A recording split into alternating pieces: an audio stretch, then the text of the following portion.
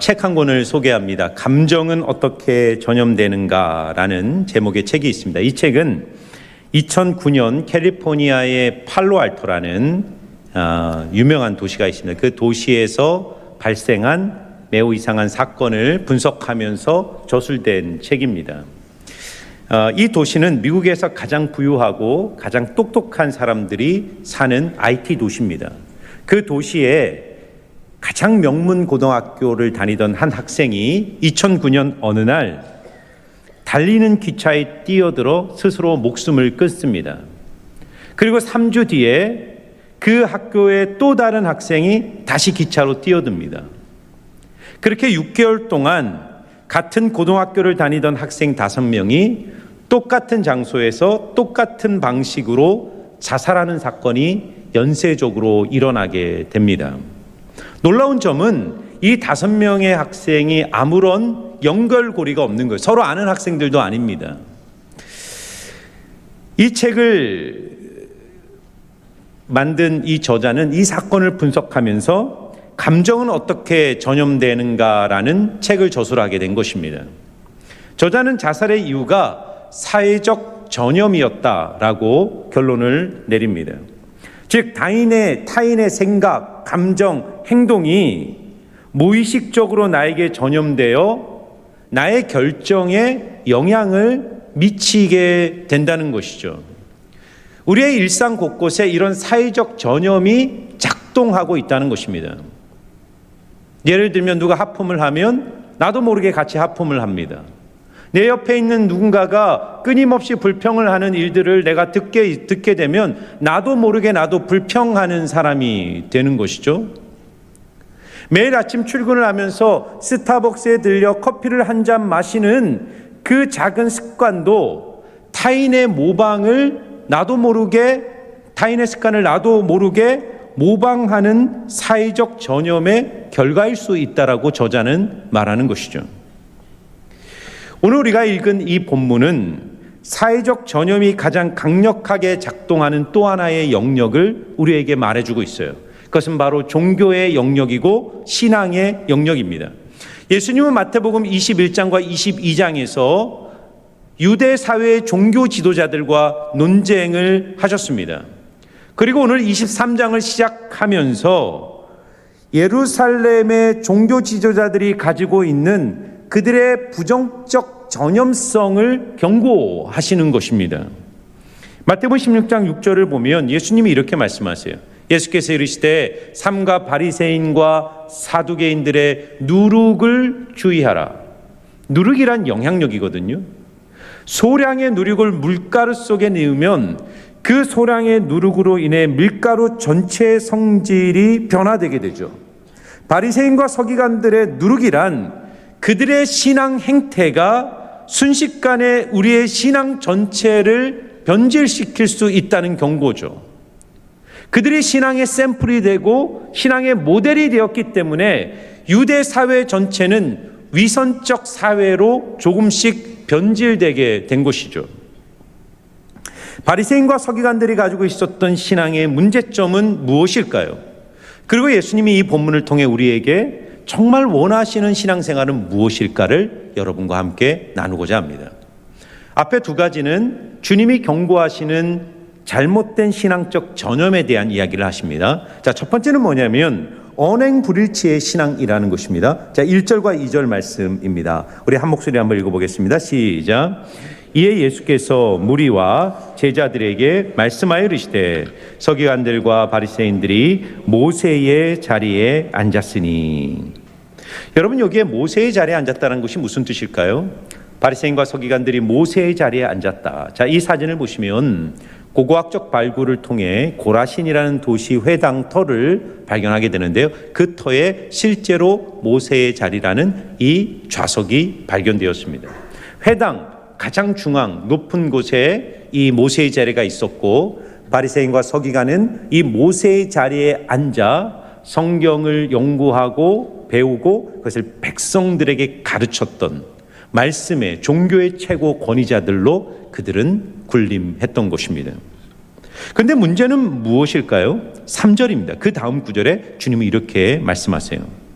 그러므로 무엇이든지 그들이 말하는 바는 행하고 지키되 그들이 하는 행위는 본받지 말라. 그들은 말만 하고 행하지 아니하며. 자, 예수님께서 바리새인과 서기관들의 누룩, 사회적 전염을 경고하시는데 그들이 갖고 있는 부정적 영향력이란 것은 뭐냐면 행함이 없는 관념적 신앙이었다는 거예요. 이론에 멈춘 신앙이었다는 것입니다. 저는 오늘날의 한국교회가 가지고 있는 가장 치명적 결함이 이 지점이라고 생각합니다. 우리의 신앙생활이 너무나 지적 구조로 고착되어 있습니다. 무슨 말이냐면 많은 분들이 신앙생활을 주일날 교회에 와서 설교를 듣는 것이 신앙생활의 전부라고 생각할 위험이 있어요. 내가 진리를 듣고 알았다는 사실을 통해 내가 진리의 사람이라고 착각할 수 있다는 것입니다. 어쩌면 오늘 바리새인과 서기관들의 그 신앙의 위험성에 가장 많이 노출되어 있는 사람이 있다면 바로 이 자리에서 설교를 하고 있는 목사인 저일 가능성이 높습니다.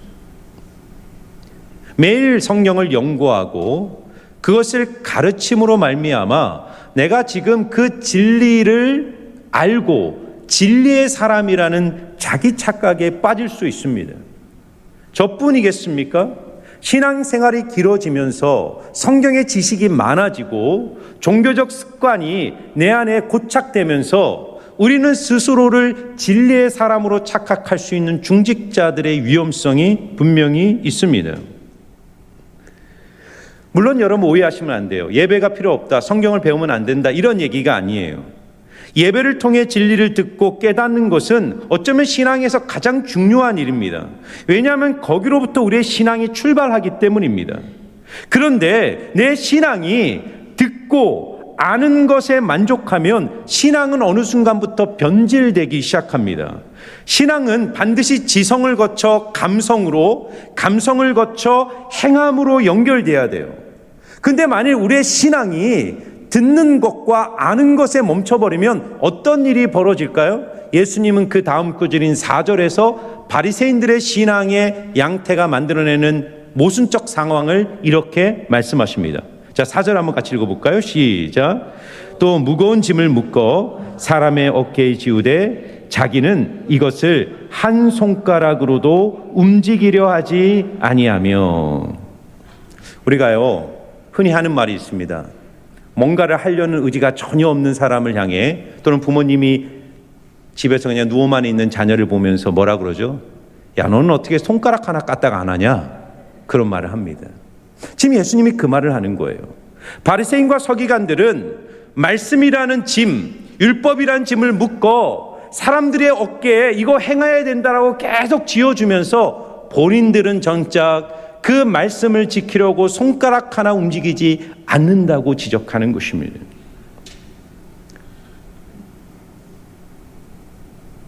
여러분, 왜 바리새인들은 율법을 날마다 읽고 연구하고 가르치면서도 정작 본인들은 그 율법대로 살려는 의지를 조금도 보여주지 않았던 것일까요? 그것은 지식만으로 인간의 내면이 변화되지 않기 때문이에요. 얼마 전에 우리 목사님들과 함께 우리가 한 달에 한 번씩 독서 토론 모임을 갔는데 그때 읽었던 책이 하나님 나라를 욕망하라라는 유명한 책입니다. 그 책이 참 좋은 내용이 가득 차 있는데 그 중에 제 마음에 가장 깊이 다가왔던 한 문장이 있습니다. 그것은 이거예요. 내가 아는 것이 나가 아니라 내가 사랑하는 것이 나다. 내가 무엇을 알고 어떤 지식을 갖고 있느냐가 나를 말해주는 것이 아니라 지금 내가 사랑하고 욕망하고 있는 것이 나의 삶을 결정하고 규정한다는 것입니다. 인간은 지성적 존재이기 전에 욕망의 존재라는 거예요. 인간을 움직이는 힘은 지성이 아니라 욕망이라는 거죠. 무슨 말이냐면 나는 지금 이렇게 가야 된다는 걸 머릿속에 지식으로 알고 있어요. 그러나 사람은 절대로 자기의 지식대로 움직이지 않는다는 겁니다. 인간은 지식이기 이전에 인간의 욕망, 다른 말로 하면 사랑이죠. 내가 사랑하는 것을 향하여 움직이게 되어 있다는 것입니다. 예를 들어 볼까요?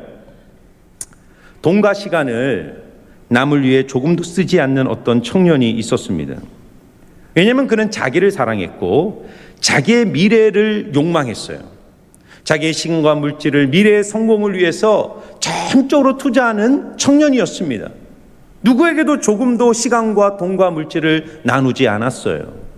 주변에 있는 사람들이 너 그렇게 살면 안 돼, 주변을 좀 돌아봐라 해도 요지부동입니다. 그런데 이 청년이 어느 날 사랑에 빠져요. 어떤 여인을 사랑하게 됩니다. 바로 그날부터 그의 삶의 방식은 완전히 달라지기 시작합니다. 사랑하는 사람을 위해 돈을 물쓰듯이 펑펑 씁니다. 그렇게 아끼던 시간을 아낌없이 연인을 위해 내어줍니다. 왜 그렇습니까? 사랑하기 때문이에요. 사랑은 사람을 움직이게 하는 힘이라는 것이죠. 여러분, 바리새인과 서기관들의 문제는 그들의 가르침이 잘못된 것이 아니라 그들의 가르침과 삶이 일치하지 않았다는 것입니다. 그들은 지식으로 이웃사랑을 얘기했을 거예요. 사랑과 섬김과 희생을 말했지만 실제로는 이웃의 짐을 조금도 짊어지려 하지 않았습니다. 오히려 무거운 율법의 짐을 묶어 사람들의 어깨에 메어 고통스럽게 만들었어요. 예수님은 바로 이런 언행 불일치, 삶의 실천이 없는 그들의 지식적 삶의 형태가 누룩이고 그것이 사회적 전염을 통해 유대인들의 신앙을 변질시키고 있다고 경고하는 것입니다. 그런데 그런 유대 사회 안으로 들어오신 예수님은 달랐어요. 예수님은 수고하고 무거운 짐진 자들아 다 내게로 오라, 내가 너희를 쉬게 하리라 말씀하세요. 여러분 보세요. 마태복음 11장에 보면 수고하고 무거운 짐진 자들아 내게 오라, 내가 너희를 쉬게 하리라. 그 다음 구절이 뭐냐면 너희는 나의 멍에를 메고 내게 배우라 말씀하세요. 예수님도 바리새인들처럼 율법을 말씀하셨어요. 어쩌면 바리새인들보다 더 무거운 율법을 말씀하셨을지도 몰라요. 그런데 예수님은 뒤에서 뭐라 그러냐면 나의 멍에를 메고 배우라, 그리하면 너희 마음이 쉼을 얻으리니 내 짐은 쉽고 가벼우니라 말합니다. 예수님의 짐이 왜 쉽고 가벼웠을까요? 예수님은 무거운 짐을 사람들의 어깨에 매겨야 하고 너희들이 알아서 해봐라가 아니라 주님이 친히 그 율법의 짐을 함께 짊어지셨기 때문이에요. 우리 안에서 그 율법을 행할 수 있는 사랑과 섬김과 은혜로 동행해 주시기 때문입니다. 여러분, 십자가가 왜 능력입니까? 십자가가 그냥 이론이고 교리고 개념이라면 십자가는 절대로 인간을 변화시킬 수가 없어요. 십자가는 인간의 몸을 입고 이 땅에 오셔서 친히 인간이 되셔서 자기 몸을 희생 제물로 바치신 하나님의 섬김과 사랑과 행동을 상징하기 때문에 그 십자가를 경험하는 자들마다 변화를 경험하는 거예요. 여기에 신앙의 참된 전수가 일어나는 것입니다. 여러분들에게 적용점을 말씀드립니다. 기독교에 세 기둥이 있어요. 종교 생활에 세 기둥이 있습니다. 첫 번째는 성경 공부, 두 번째는 예배, 세 번째는 소그룹인 목장 모임이에요. 성경 공부는 지적인 영역이에요. 우리는 하나님의 진리를 배워야 돼요. 말씀을 알아야 됩니다. 성경이 말하는 기독교의 교리가 무엇인지를 배워야 됩니다. 그리고 예배를 통해 그 지식 위에 성령의 기름 부으심이 임하여 우리의 정서가 뜨겁게 타올라야 돼요. 지적인 영역이고 감성적 영역입니다. 그런데 이 지성과 감성이 열매를 맺는 의지의 자리, 실천의 자리가 목장이라는 소그룹이에요. 우리가 아무리 많은 지식을 배우고 가슴이 아무리 많이 뜨거워져도 실제로 사람과의 관계 속에서 누군가를 섬기고 사랑하는 삶의 실천이 없다면 우리 내면의 욕망과 사랑은 변화되지 않습니다. 폴 브루제라는 철학자가 한 유명한 명언이 있습니다. 생각하는 대로 살지 않으면 사는 대로 생각하게 된다. 다시 한번 들어보세요. 생각하는 대로 살지 않으면 사는 대로 생각하게 된다. 여러분, 이 말은 맞는 것 같지만 틀린 말이에요. 많은 사람들은 이 문장을 보면서 문장의 전반부가 핵심이라고 생각해요. 생각이 중요하다. 내 생각이 내 삶을 결정한다. 그래서 생각을 바꾸고 생각을 따라 살라고 말하는 거예요. 그렇지 않으면 너가 사는 대로 생각한다는 거예요. 망한다는 겁니다. 그런데 여러분, 인간은 생각하는 대로 못 삽니다. 아까도 얘기했죠? 지성보다 인간의 욕망과 내면의 사랑이 인간을 결정하기 때문이에요. 그래서 사람은 사는 대로 생각하는 존재예요. 무슨 말이냐면 내 습관, 내 실천, 내 몸이 지금 행하는 현장 속에서 우리의 생각과 욕망이 형성되는 것입니다.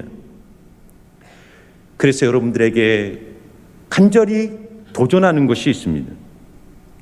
여러분의 신앙이 앉아서 듣는 신앙에 멈추지 않도록 기독교적 관계망 안으로 적극적으로 들어가셔야 합니다. 무엇인가를 실천하고 행동하셔야 됩니다. 여러분의 신앙이 관념과 이론과 지식에 머물지 않도록 관념에 머무는 신앙에 저항하셔야 돼요. 작은 것이라도 실천하셔야 됩니다. 행동하셔야 돼요. 하나님이 내게 은혜를 주셨다면 봉사의 자리로 들어가셔야 됩니다. 사람과의 관계 속에 들어가 주님이 내게 주신 은사와 달란트로 영혼을 섬기는 발걸음을 내디디셔야 돼요. 그때부터 우리의 내면과 영혼은 주님을 향한 사랑이 형성되기 시작하는 거예요. 자, 예수님은 두 번째 경고를 하시는데, 첫 번째가 관념적 신앙, 언행불일치의 신앙이었다면 두 번째는 사람 중심적 신앙입니다. 여러분, 목사인 저도 그렇고요. 이렇게 보면 우리의 신앙은 너무나 쉽게 행함이 아닌 관념에 자꾸 묶여버려요. 이론적이 됩니다. 왜 그럴까?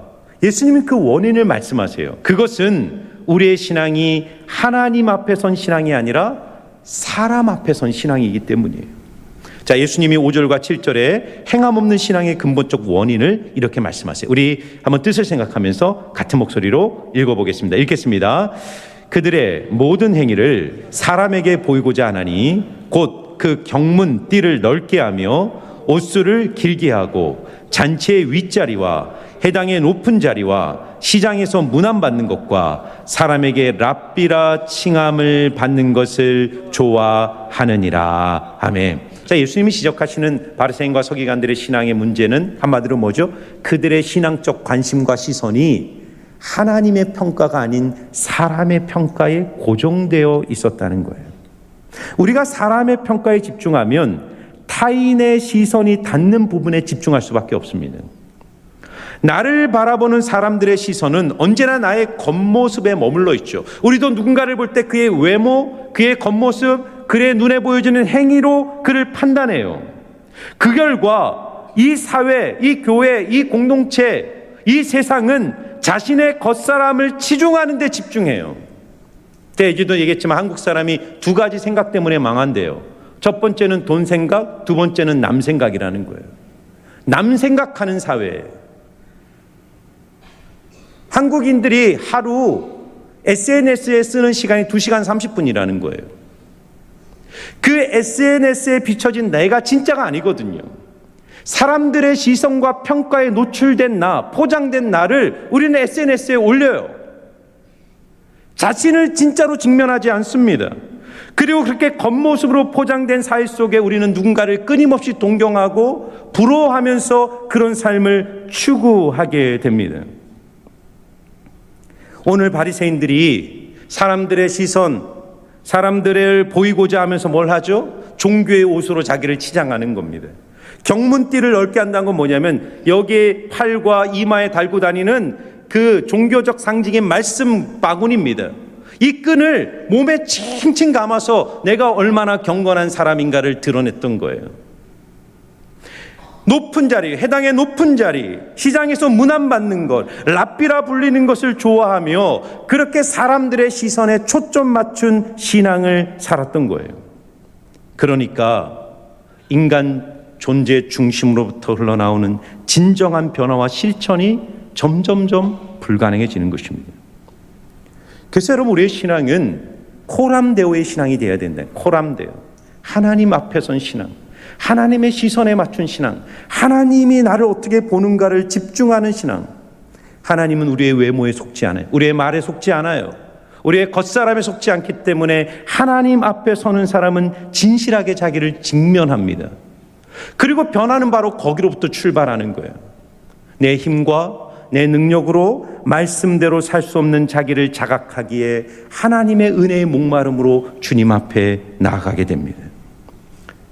그러므로 사랑하는 여러분, 타인에게 내 존재가 어떻게 평가받고 어떻게 불려지는가에 주목하지 마십시오.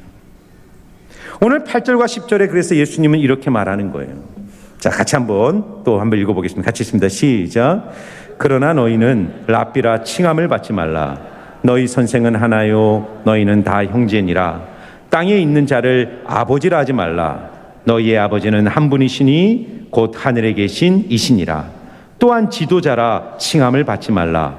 너희의 지도자는 한 분이시니 곧 그리스도시니라. 아멘.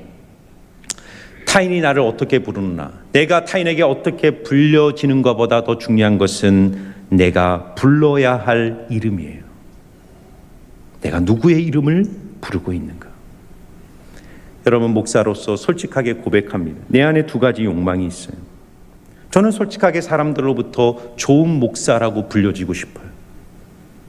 좋은 설교자라고 불려지고 싶습니다. 탁월한 리더라고 불려지고 싶어요. 사람들의 시선을 인식하고 의식합니다.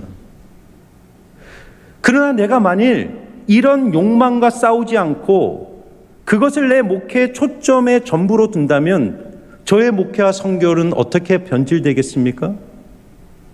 어떻게 하면 사람의 입맛에 맞는 설교를 할까? 어떻게 사람이 좋아하는 목회를 할까? 어떻게 사람들을 불편하지 않는 목회의 방식으로 이 교회를 성장시킬 수 있을까를 생각할 거예요. 그리고 내 중심에는 내가 불러야 될 이름을 점점 잃어버리게 될 거예요. 내 이름, 내 명예, 내 지위를 생각하면서 하나님을 부르는 영적 집중력을 잃어버린 채 겉은 화려하지만 속은 텅 비어버린 목사로 조금씩 전락하게 될 것입니다. 우리가 이 싸움을 해야 되는 거예요. 누가 진짜 하나님의 이름을 부를 수 있다고 생각하세요?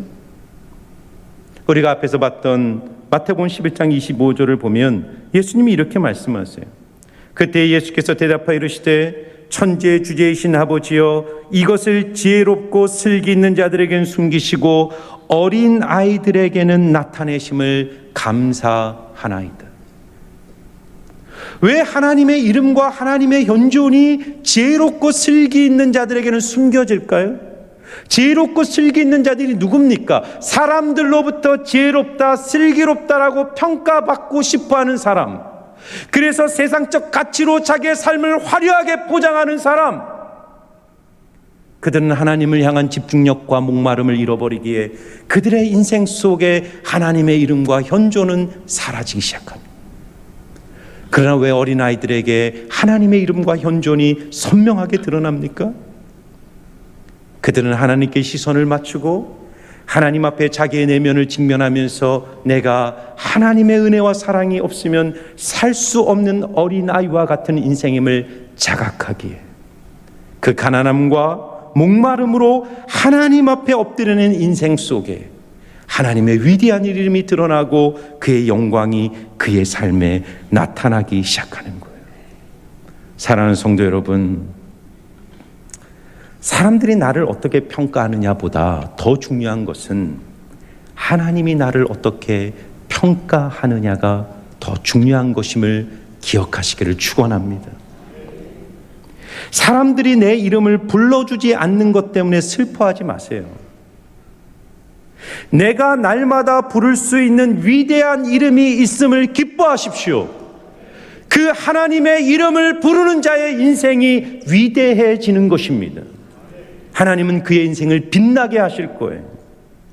왜냐하면 그는 겉으로 반짝이는 인생이 아니라 속으로부터 쏟아져 나오는 영광의 빛이 그의 인생에 흘러나오기 때문입니다. 그 빛남이 무엇일까요? 오늘 예수님은 결론에서 11절 12절에서 이렇게 말하는 것입니다. 같이 읽습니다. 시작. 너희 중에 큰 자는 너희를 섬기는 자가 되어야 하리라. 누구든지 자기를 높이는 자는 낮아지고 누구든지 자기를 낮추는 자는 높아지리라. 여러분, 예수님의 결론이 뭐죠? 바리새인과 서기관들의 부정적 사회적 전염성, 그들이 끼치는 부정적 영향력을 경계하라는 거예요. 위선적이고 사람 중심적이고 그런 신앙에 물들지 말라는 거예요. 그건 신앙의 본질이 아니라는 것입니다. 그러면서 주님이 말하는 긍정적 사회적 전염을 퍼뜨리는 사람이 되라는 거예요. 그것이 뭡니까? 예수님의 삶의 방식을 따라가는 거예요. 예수님을 따르는 삶이란 지식을 습득하고 종교적 화려함을 추구하는 삶이 아니라는 거예요. 예수님은 분명히 말씀하셨어요. 내가 온 것은 섬김을 받으려 함이라, 섬기려 하고 자기 목숨을 많은 사람들의 대속물로 주려 함이니라. 예수님의 약속은 분명해요. 그리스도인은 세상의 방식과는 다른 방식으로 위대해져야 된다는 거예요. 바리새인과 서기관들은 자신의 지식을 자랑했고 지혜를 자랑했고 종교적 화려함으로 세상 사람들 앞에 섰지만 자신도 변화되지 않았을 뿐더러 다른 사람들에게도 조금의 영향력도 미치지 못했다는 것입니다. 하지만 예수님은 초라했어요. 예수님의 겉모습은 사람들이 부러울 만한 삶이 아니었어요. 그분은 목수의 아들로 태어났고 나사렛 변방 중에 변방에서 30년의 생애를 보내시고 초라한 삶을 사셨습니다. 그리고 십자가로 인생을 마감하셨어요. 하지만 그 섬김과 죽음을 통해 예수님은 역사에 영원히 빛나는 별이 되셨습니다. 예수를 따르는 삶이란 일상의 자리에서 섬김의 삶을 살아내는 것입니다. 그 섬김은 이론도 감정도 아니에요. 실제적인 삶의 자리에서 누군가를 품고 그를 위해 우리의 시간과 물질과 마음을 쓰는 거예요. 그것이 신앙의 본질이고 하나님이 우리를 이 땅에 두신 이유입니다. 여러분, 저는요, 우리 교회 안에 섬기는 사람이 많아질 때 교회는 건강해진다고 확신합니다. 지난 정책당회 때 앞으로 우리 교회 중직자, 안수집사, 권사, 장로를 세우는 선거 기준안에 대해서 우리가 토론을 하고 확정을 했습니다. 올해가 가기 전에 우리 성도님들에게 앞으로 우리 교회는 이런 분들이 권사와 안수집사와 장로님이 될 것이라고 말씀을 드릴 것입니다.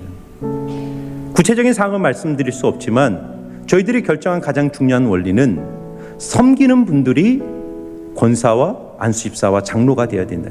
그 섬김이란 조직을 섬기는 게 아니에요. 사람을 섬기는 겁니다. 영혼을 섬기는 거예요.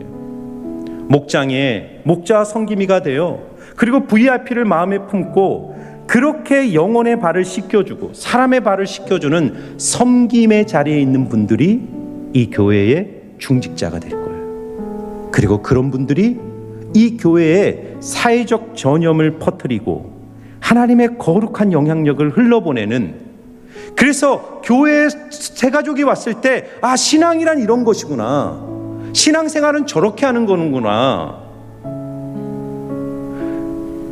안수집사와 권사와 장로가 명예가 아니라 섬김의 자리구나, 사람을 섬기는 것이 저 자리구나라는 것을 보고 신앙의 샘플링이 될 수 있는 분들이 교회의 중직에 서야 합니다. 그것은 예수님의 삶이 그러하셨기 때문이에요. 저는요, 이 설교를 결론을 지으면서 예수님의 삶을 묵상해요. 놀라운 진리를 다시 한번 깨닫게 됐어요. 여러분, 예수님은 누구시죠? 온 우주를 창조하신 하나님이고 신이고 만왕의 왕이에요.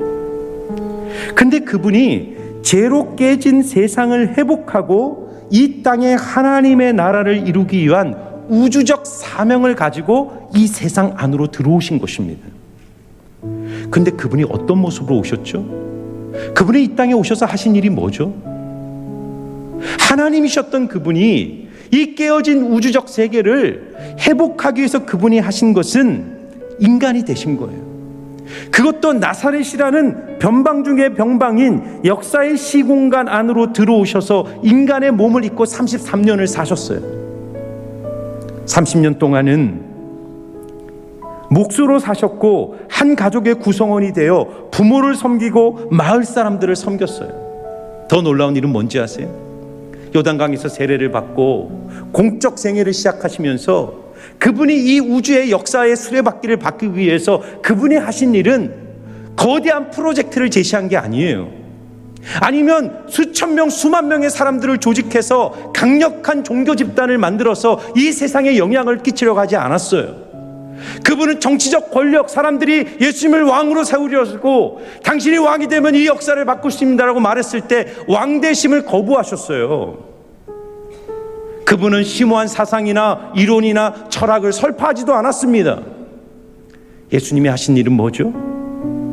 12명의 제자를 부르셨어요. 그들과 함께 사셨습니다. 그들의 발을 씻겨주셨어요. 그들에게 자부신의 전부를 쏟아 부으셨어요. 그리고 십자가에 죽기 전에 그분은 다 이루었다라고 말하시고 돌아가셨어요. 겨자씨와 누룩이죠. 그 예수님의 섬김의 삶, 그 죽음이 하나의 누룩이 되어 사회적 전염을 일으켜 오늘 우리까지 온 것입니다. 그리고 하나님의 나라는 그렇게 이 땅 가운데 이루어져 나가는 것입니다. 제가 오늘 여러분들에게 도전하고 싶은 것이 있어요. 저는 여러분들이 여러분의 신앙이 관념에 머물지 않도록 몸부림치시기를 축원합니다. 싸우셔야 돼요. 내 신앙이 이론과 그저 느낌에 머물러 있으면 우리의 내면은 형성되지 않습니다. 사람은 사는 대로 생각하는 거예요. 내 몸으로 행하는 습관 안에서 우리의 존재는 빚어지는 것입니다. 여러분들이 하늘 가족 안에 마음을 열고 그 공동체 안으로 들어와서 하나님 내 인생에 붙여주신 구체적 영혼들을 섬기셔야 돼요. 왜냐하면 여러분 각자에게 하나님 주신 달란트가 있기 때문입니다. 그 달란트와 은사를 가지고 구체적으로 사람들과 함께하는 삶을 통해 우리는 함께 그리스도의 몸 안에서 자라가게 되는 것입니다.